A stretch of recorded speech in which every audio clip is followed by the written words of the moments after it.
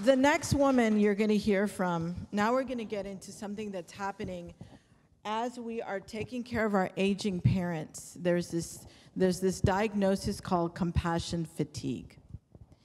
You're about to hear from a woman, veteran of integrated media specialist, started at 18 years old in an industry. I think there was 2 other women with you that were on the program at San Antonio College, part-time job, going to college, moved into sales. Then when this woman is competitive. Every award she could win. She's 4 times in a row winner of the Cox President's Circle, chapter president of the San Antonio Media Alliance, and helped to found the student chapter of the University of Incarnate Word. Guys, give it up for Mary Lanou. Come on up, Mary.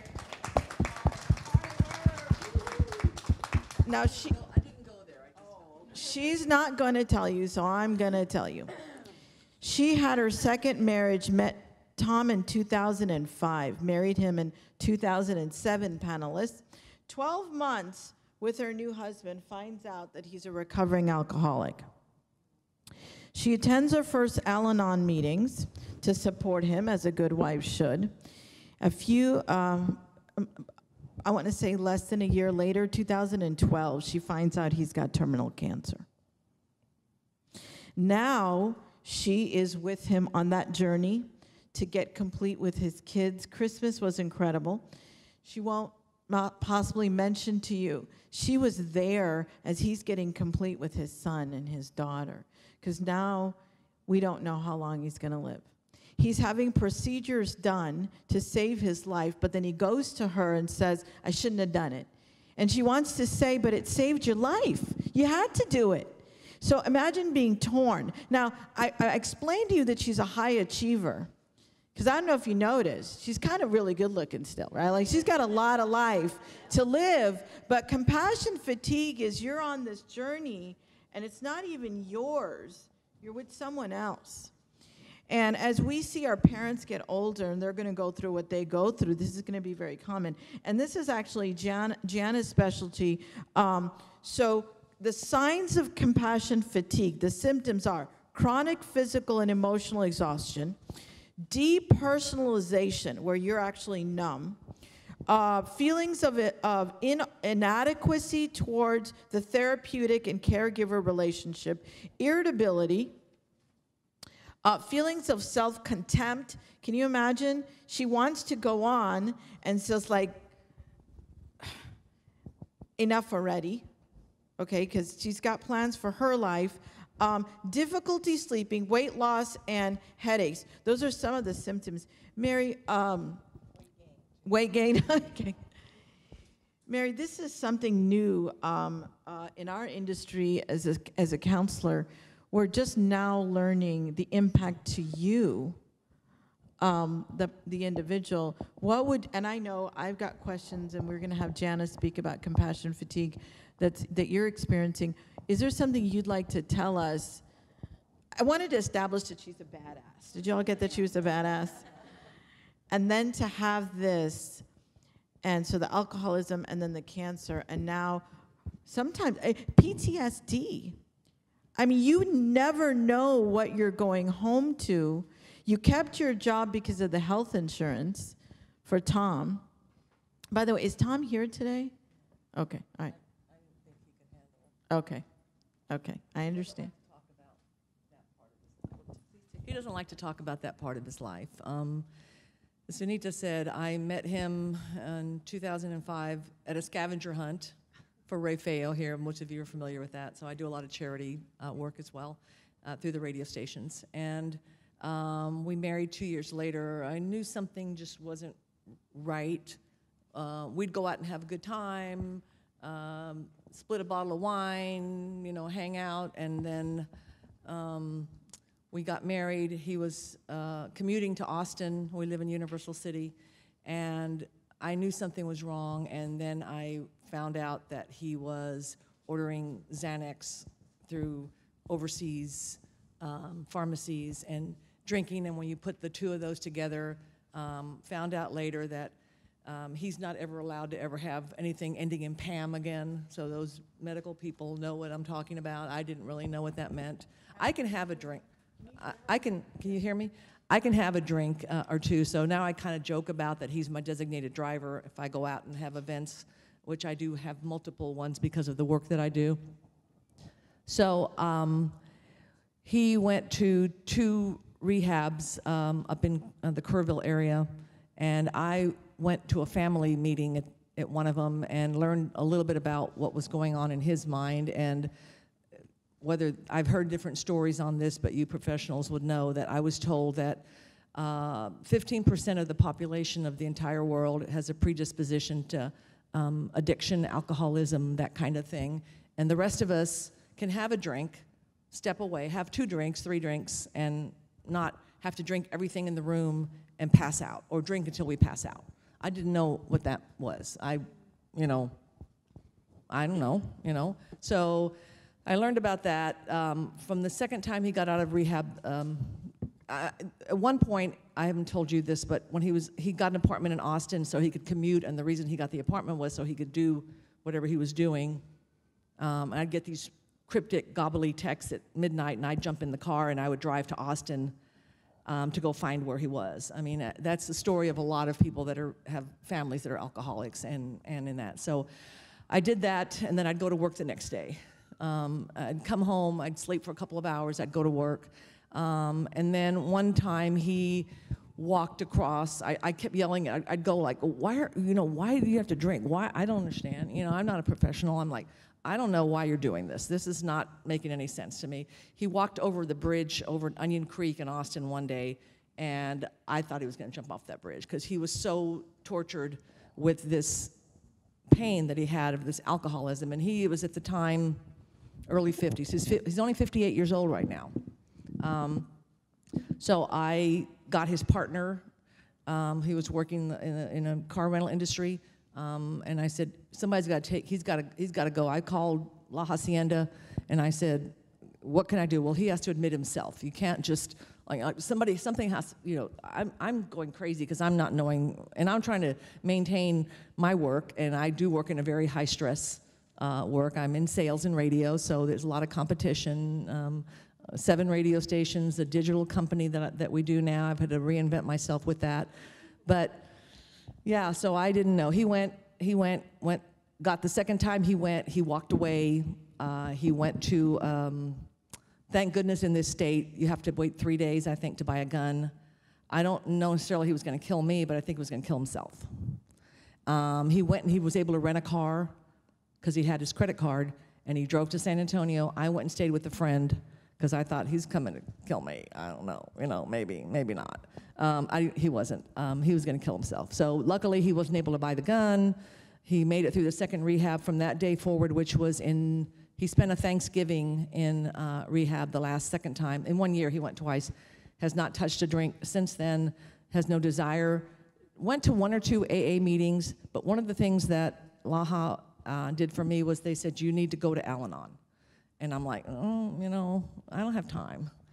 But I did. I went. Luckily there was one a block away from my office. I went every week for several months. Saw that people there were like me. They had, and I was in actually better position because I had just known this man for a couple of years. I didn't have children with him. We both have grown children.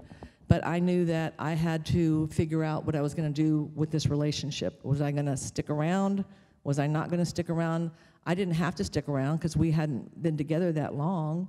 But I'm not a quitter. I was a quitter. I already had been married once, and I was not going to ever marry again. That was not going to be my thing. And he talked me into it, and here I am.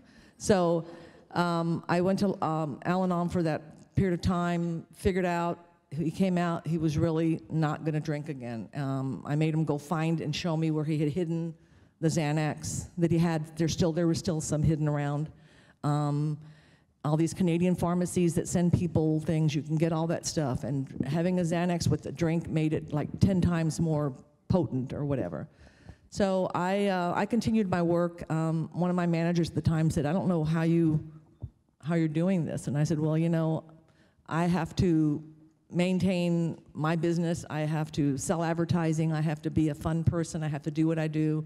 And he's very embarrassed about, that's one of the reasons he's not here today. He doesn't like to talk about what happened. When I bring it up sometimes, he'll say, oh, why are you talking about that? You know, that was then. And I'm like, well, because it happened. And we learn, you know, from it and let people around us learn from it. But 2 years later, he was diagnosed with prostate cancer.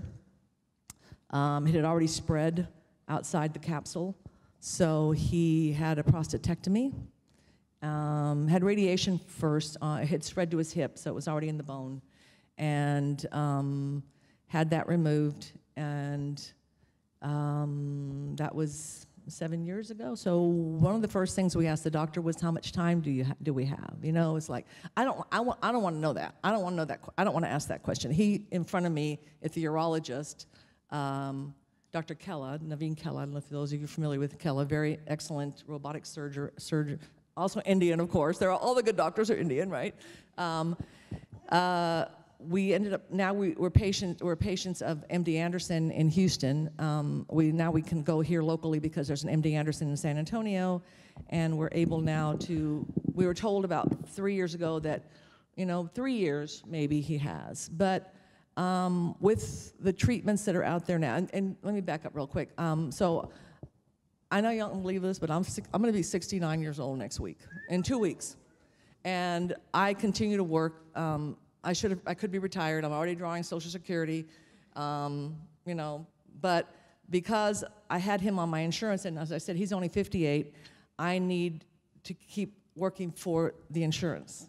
That's just, and I love what I do, so I don't think I wouldn't be able to stay home and do nothing, So I work because, I jokingly say I work for insurance, but I work because I love what I do, and I get to go to Justin Timberlake next week, so that's kind of fun.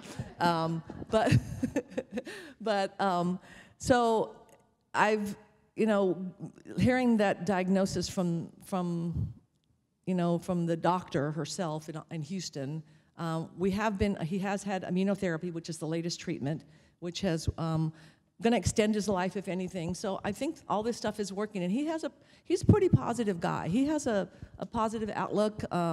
He's got grown children that live in Florida, and we have twin grandbabies from his son, which we just visited. I have grown children that he's very close with as well. And I think that, talking about the mind, he's up. Some days he'll sit there and he'll say, I don't know why I did the surgery, or I don't know, like Sunita said, because it's obviously changed our life together. But and he's pretty. We're both Catholic, and I haven't been to Mass, so I know I'm going to hell, but I haven't been to Mass in couple of 3, 4 years, whenever. But I do pray. He prays a lot. He's very much a prayer. He says the rosary. He'll drive somewhere. He'll say a rosary, and so I know that that he's doing what he needs to do right now to make himself accept what's going to happen. I don't know what I'm going to do because I don't know. So that's all I got. Got it. So I want to start the panelists, and we've got a couple of more speakers, and I know I haven't given you guys a break. There's just so much. So please stretch if you need to stretch. We've got to hear from Mary. I want you to hear about compassion fatigue. This is, again, it's a growing issue. I'd like to start with Jana. Jana, I know you specialize in compassion fatigue therapy. So do you have a microphone? Now, the last thing I think that you heard from Mary was probably profound. She said, I don't know what to do. It's like, so he's doing his thing, and he's trying to get his life wrapped up and all of that. And she's there on this journey, and she does, and I, as her friend, as someone that cares about her, and really I admire her so much, for her not to know what to do in a life that's always she knew what to do. Can you please talk to us about that? Let's start with hope right away. Hope is the one thing that when you lose it, you're susceptible to suicide. That's how seriously our brains and bodies need hope. You are in the right place at the right time right now to learn something really amazing. I feel so positive for you that today is a really special day for you and what you've been learning about compassion fatigue. I think maybe even 2 weeks ago you didn't know the diagnosis existed. When I say diagnosis, I want to be very careful. This is part of the hope I want to share with you. When the brain is under the pressure that your brain is under, it's experiencing two things, distinct things. It's experiencing burnout, which is a very slow, long, drawn-out process. Like a monkey that's every single day, do you mind if I touch you? A monkey's coming and biting you. And one day you turn around and shoot it with an Uzi. This is burnout, okay? We all kind of know what that is. Her burnout might be extreme right now. I have not assessed her brain, but it might be extreme. The other element of compassion fatigue is secondary PTSD. Don't let that scare you. It's different, but similar to primary PTSD. It's caregivers' vicarious trauma. So your brain is being traumatized by what you are seeing in your dearly loved husband that you cannot fix or solve because it's not in your expertise or your ability. It's in none of us, right? We can't do it. It has to come from higher than us. So you're forced into this position partially out of love and commitment, which is amazing. Some people would run and turn the other way, but you have not. That's a resiliency in you. So your brain is experiencing burnout, very slow process, and secondary PTSD, which is a very acute process that could happen fast when you experience a vicarious trauma by caring for him. Does that make sense? Those two things together equal something, I'm going to say quotation marks, diagnosis of compassion fatigue. Because here's the other hopeful part. You do not have a disease. You do not have an illness. You do not have a disorder. There is nothing wrong with you. Your brain is under pressure that any normal human's brain would be doing the same thing yours is doing.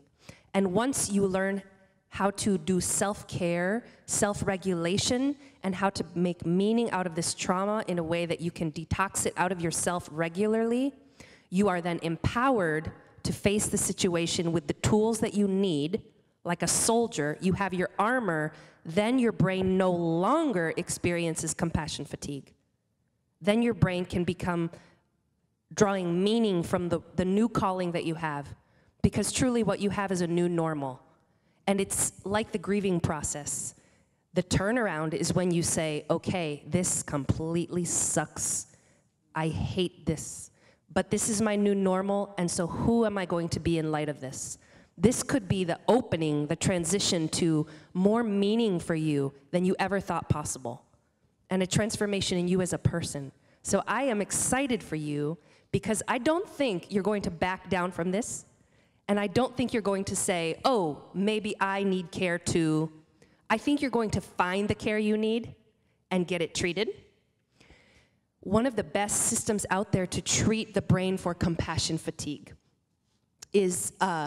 was based on the work of Charles Figley, who found himself traumatized by working with veterans.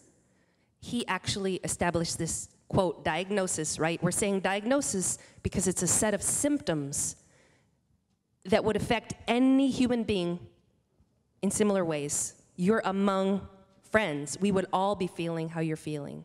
It's not a disease or a disorder or an illness, okay? It's a set of symptoms. Charles Figley found himself as a professional with excellent boundaries, experiencing what the veterans were experiencing, having nightmares about them when he did therapy with them. And he set out to say, what is this? Let's figure out what this is.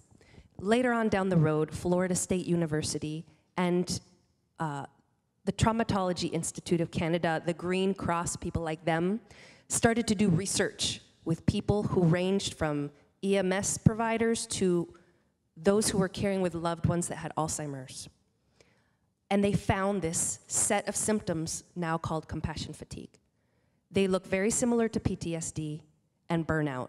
But the brain recovers rapidly once you have the tools in place to care for yourself as you go through that unavoidable journey. So I hear for you a lot of hope.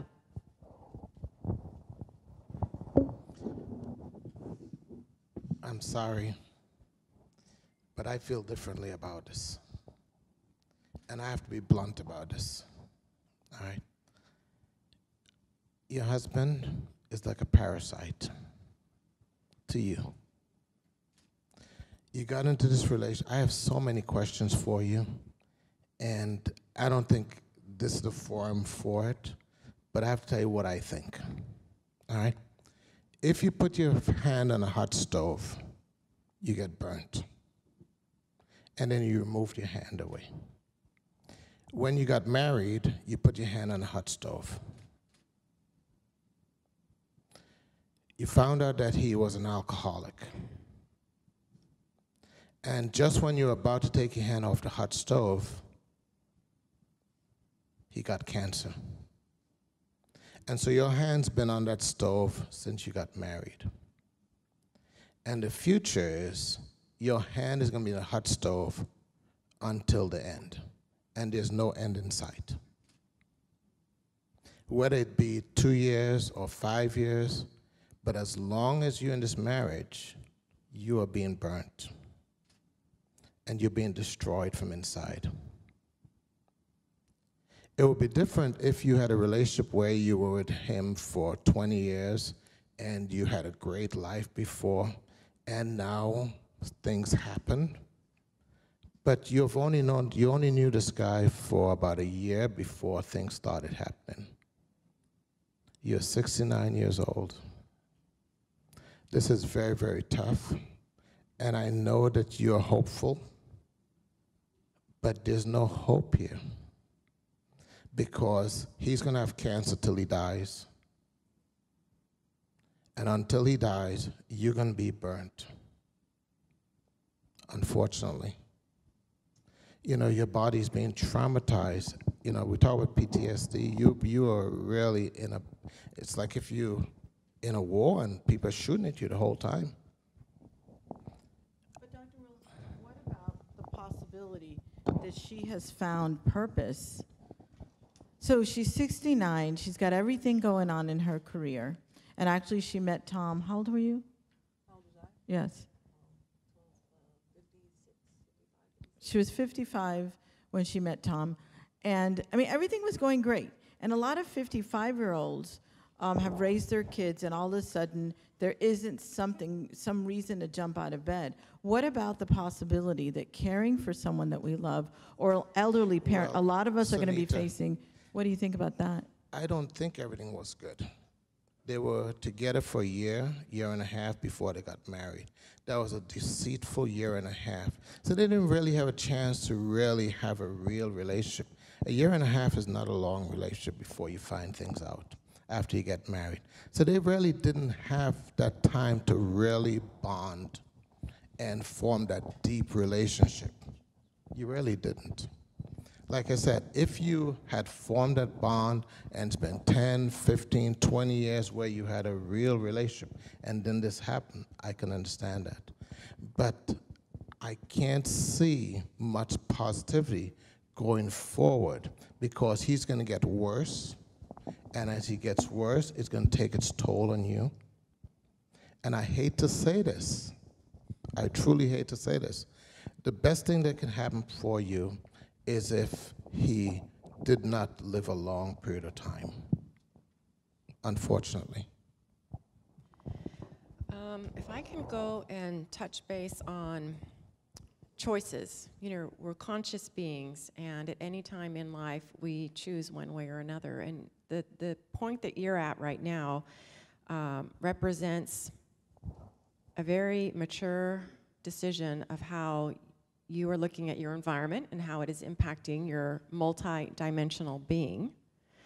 And as a mature adult, we know that we live in a participatory universe. We don't live alone. We bounce off each other as energetic beings. And when we are in a committed relationship, when we have a duty to others, we also now have to step and in front of the mirror and recognize, how is that impacting me? You know, and a recent talk I gave was, are you married to your life?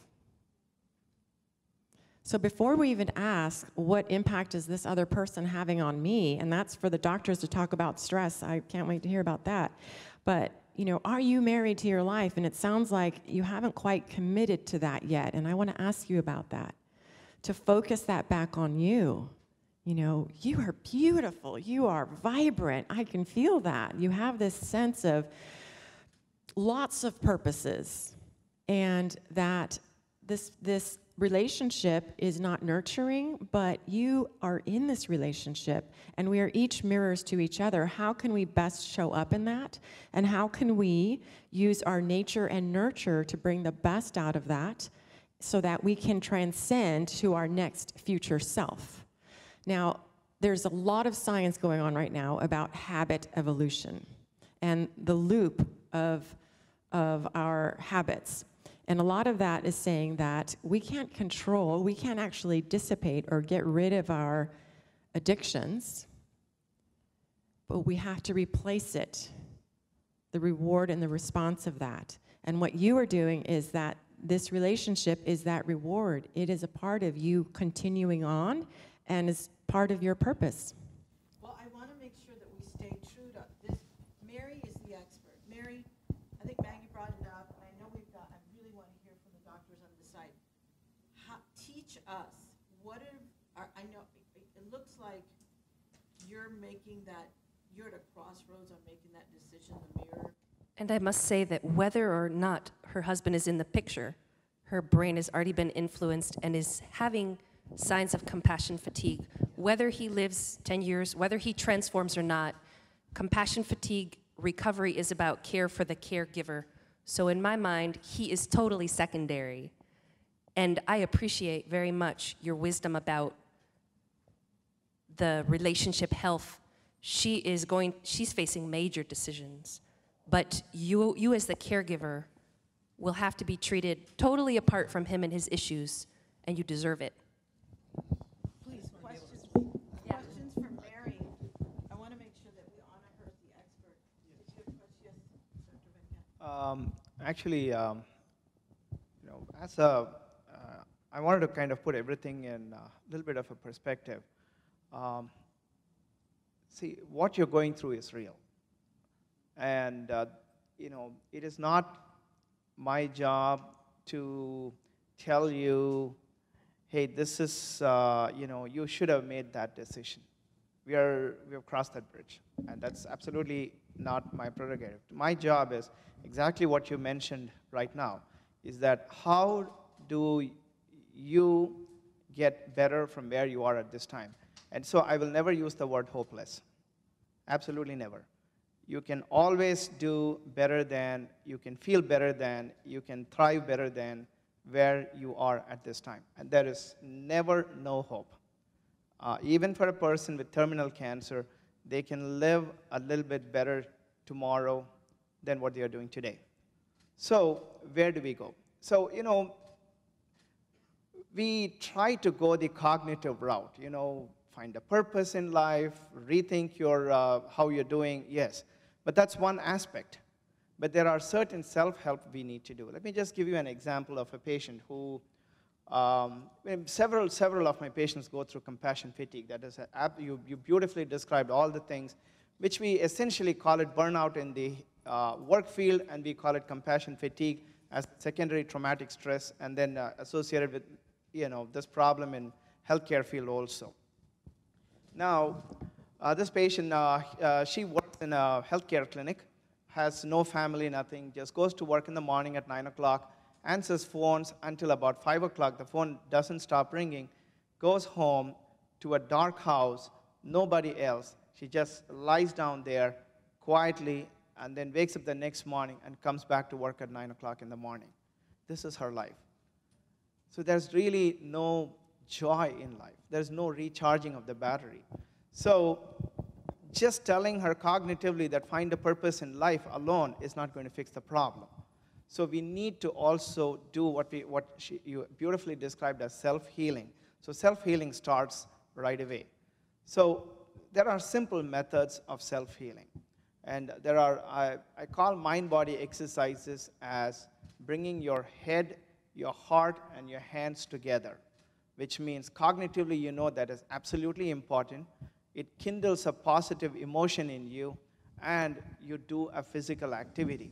For most people, especially blessed women, one of the most simplest tasks is to cook. I would start that way, because you plan your work, you bring all your emotion into it, there's a whole bunch of planning involved, and physically you bring in what we call as mindfulness meditation. You bring that right away into your cooking, gardening, simple activities where you essentially do thoughtfulness. You bring your heart, your head, your heart, and your hands together. Creative writing, journaling, all these things, painting, volunteering. All these activities bring your head, your heart, and your hands together. I would strongly urge you to start the healing process by doing a mind-body exercise, finding something that inspires you, that checks all these boxes, and get going with that. Meditation is a great skill, but we don't, when we say meditation, we think about somebody sitting cross-legged and, thinking of a divine purpose. No, meditation could be as much as emptying the dishwasher mindfully. So that is actually my best part of my meditation day, is emptying the dishwasher, being completely mindful of where each dish comes, consciously cleaning it, drying it, putting it at the right place. It's a beautiful exercise. 15 minutes of your daily work can be converted into a meditation. Walking on the street, listening to every bird that sings, the silence that you hear, the silence that you don't hear, the dog that barks, the kid that walks, being completely mindful. That is how I would start my meditation exercise. So do that self-healing. Now, what this is going to do is gently, slowly, put a little bit of a balm on your heart to kind of start healing those wounds. Then you're ready for the cognitive reorientation, which is absolutely important. But that takes time. Telling you to rethink, to think differently, is not going to work right now. You need something actionable. So that is what I would suggest. Start a mind-body exercise. It sounds fancy. Empty the dishwasher. And I hear using Mary as the expert. That's why I think she keeps working, and volunteering that, because she does a women's with Incarnate Word. So she's doing that already. And I know that you've written a fabulous book on the mind-body connection, and you're talking from research that you've done. So he's not just, but using her as the expert, I think she's doing some of that. But what I hear is that she could do it intentionally more, emptying the. By the way, you can help empty my dishwasher at my house. But anyway, that's true. So she could do that on purpose, more intentionally. Is that what you're saying, Dr. Venkat? Yes, everything we do can be done with intention and can be done with love, because these two do not require external aids. If I'm playing poker, if I'm served a 2 and a 3, well, I've got to play with a 2 and a 3. I can't fold. I've got to play. Well, there's no point in complaining about the card. It's still a game. It is still a game. It's a game where we may not be winning as many hands, but it's still, you're in the game, and there are people around you who want to play it with you. That's the best part in your life. You have someone who you want to play with. So yes, bring out that aspect of your personality. All of that is true, but whatever pep that we are giving you will last 20 seconds. When you go and face the real world, these things will be forgotten. That's why we now need to focus completely on things that you can do to first start healing. And you elegantly pointed out every aspect of compassion fatigue, which you call the 3 axes of burnout, and the fatigue, the depersonalization, and the loss of accomplishment, which we call the 3 axes. You're going through all that, but those are secondary things for the researchers to understand. What you're going through is real compassion fatigue, where day after day after day after day, you have created, as you described, the new norm. The new norm is what we call allostasis, meaning an abnormal, instead of homeostasis, we have created an abnormal normal, which is allostasis. And you're going through what we call allostatic overload. So you've created a new norm, and you're not able to bear the load of that norm. So forget all the theory, forget everything else. Pick up something simple. It could be as simple as starting journaling. And you will find miracles happen. When I say miracles, because it is apparently unexplainable to our thinking mind, how this happens. When we are able to explain, we don't call it a miracle. And so, you know, I would now stop with the theory part, start with practical. It's time to go and start the healing process. Thank you. I want to wrap it up. Go ahead. You know what? I just wanted to say, Mary and I used to work at Cox Radio years ago, before it was Cox Radio, and you were always the beauty queen to me. And I have run into you some just recently, 2018, 2019, and I just want to give you a scripture that works for me in the worst of times. And it is to be mindful that laughter is medicine. Your husband is on medication and he needs medicine, but you need medicine too. And I would say find some laughter if you have to, and not cook, go take a Calgon bath. No, I'm teasing.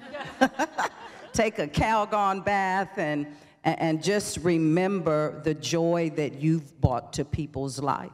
The class you walk in, the elegance you walk in, the business savvy that you have, the mentoring anointing that you have. Find some comedy and laugh. I've told the members in my church, if I'm laid up, I need a few people around me. I need the makeup artist. I need my hair done. And I don't want any hallelujah music on. I want some BET Comic View. Because I want the atmosphere of joy set up around me. And I would say for you, and you can do that, you know, you could go to Facebook and look at the people of Walmart and just laugh yourself into some joy. But I would say that the joy of the Lord is your strength. And he can strengthen you through the advent of joy, and laughter is medicine. Promise we can take Dr. Joshi, because I know you're holding the microphone. Did you want to, yes, you have a question? No, just what she said. Okay. Yes, yes. We have a couple of people that we know in common, Dr. Mori and Dr. Alvarado. They're both clients of mine. Well, I'm hoping that from today you get, and Mary, we can't help it. As healers, we're all wanting to just give you advice. Now, you remember when she said that her husband keeps saying the rosary? That's actually a form of mindfulness and meditation. It's a mantra. So she's doing a lot of what we're telling her to do. I don't do it. Yeah. I don't say that. But Tom is doing it. But Tom is doing it. That's a form of. I need to do some more praying. Yeah. Thank you so much, Mary, for being our expert.